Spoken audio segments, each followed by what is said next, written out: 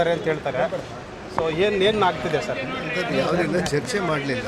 ನಾನು C M ಅವ್ರ ಹತ್ರ ಚರ್ಚೆ ಮಾಡಿಕೊಂಡು ಹಾಂ ಸರ್. ಅವ್ರ ಹತ್ರ ಏನು ಕೂಲಂಕುಷವಾಗಿ ಮಾತಾಡಿಕೊಂಡು ನನ್ನಿಂದ ಪಕ್ಷಕ್ಕೆ ಮುಜುಗರ ಆಗುವಂಥ ಸನ್ನಿವೇಶ ಬಂದಾಗ ನಾನು ರಾಜೀನಾಮೆ ಸರ್ ಅಂದ್ರೆ ಈಗ ಬಿಜೆಪಿ ಅವರು ಯಾಕೆ ಸರ್ ಈ ರೀತಿ ನಿಮ್ಮ ಮೇಲೆ ಟಾರ್ಗೆಟ್ ಮಾಡಿದ್ದಾರೆ ಸರ್? ಬಿಜೆಪಿ ಅವರು ಗುಡ್ಡು ಬೆದರಿಕೆಗೆ ಯಾರು ಬೆವರಲ್ಲ.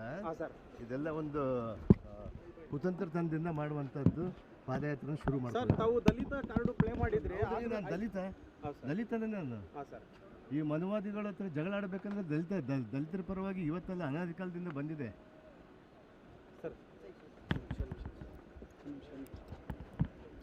ಅಂತ ಹೇಳ್ತಾರೆ.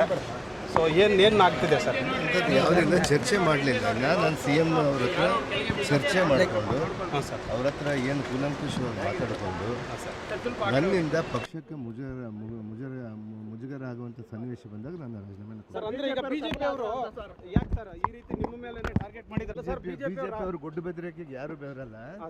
ಇದೆಲ್ಲ ಒಂದು ಕುತಂತ್ರತನದಿಂದ ಮಾಡುವಂಥದ್ದು.